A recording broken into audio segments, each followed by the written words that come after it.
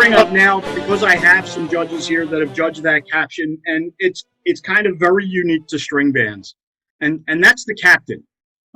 We judge that captain separately, so there's a whole competition that's happening with the captains, but then there's also how the captains integrate within the shows themselves.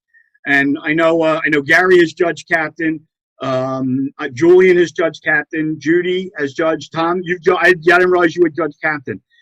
Judy, wow, because you were probably you and Julian probably the most recently have judged that captain's category, and it's kind of unique to us. And how does that play out? Because it's something we definitely don't do in our normal judging gigs.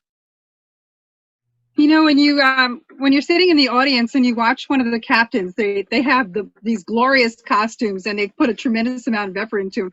And I think the audience is really drawn into what that captain is doing because they're often in front. But our job is to take a look at how that captain is integrated into the program and how the effects are generated that bring that captain to life, especially in an effect caption, and how they project as performers, how they take that role and that storyline they have and just bring it to life. And we really hope that the audience is going to pick up on that same story that we're reading when we're judging it professionally. Julian, how about you? I have two perspectives on it. One from a viewer and one from a judge.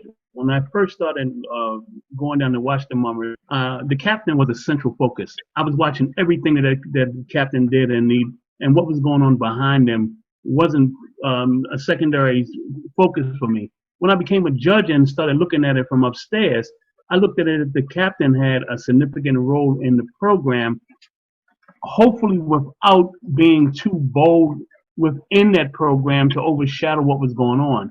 A lot of the programs tend to center the captain in a certain position, and you pay attention to that captain, and you don't pay attention to what's going on around them. And some of the upper programs have an idea of integrating the thought process with the captain so the storyline makes sense, so it doesn't become an overshadowing of what is being presented at that moment. Go ahead, Tom. Yeah, I completely agree. I think in my time, I've seen an evolution of the captain's role. And I remember as a kid in the 70s, they were the show. And after a while, the shows sort of evolved where they had to be integrated into it, and some adapted very well to it. Now, it is the central statement. It's how do you fit the captain in to the storyline without becoming overbearing? A couple of times thinking, I can't tell which one is the captain. Now, right? Now, it's done so well. The Mummers have grown and matured and evolved as an art form so much, and no moment more so than the evolution of the captain. Yeah, that captain judges may not realize like the star of the show, and then you get to just appreciate that leadership they have, as well as that sense of poise and presence and pride in what they're doing when they're out there. And on New Year's Day, they're really exciting. The role of the captain has changed dramatically. You talk about changes in the parade over the last 30 years or so. The role of the captain has really changed. Back in the 70s, the prize that was given out to captains was the best dressed captain. Now, it's not only costume, but it's also the role that the captain plays in the performance that earns that top captain's prize. So that's really an extreme difference between today and what we had back in the 70s. I think the thing that I want to point out, as you were all saying that, and Jack can bear me out too, is one of the things that's amazing, because I get to jump between both worlds. And in our world, meaning our judging world, you know, a lot of people, they're professional designers. They do this for a living. This is their day gig. In string bands and in the brigades also, this is all very amateur. It's, you know, there's an electrician that's writing the show, the visual show, and then there's different music directors, and one of the ones for the band, he happens to two of them happen to be music educators, and we do have some professional arrangers, but for the most part, you know, they all have day gigs. This is not a profession for them. The reason why they're successful is literally because there's not a second of 4.5 minutes that isn't programmed.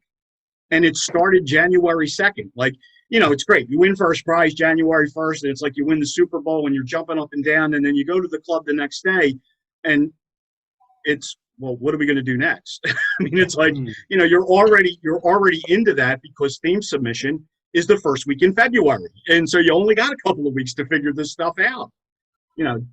Jack, who are the guys some of the guys in the bands that you know of, and what are their day jobs and what do they do? Jack marched with Polish American for years. Pretty much run the gamut. We've had doctors, we've had lawyers. I'm a CPA.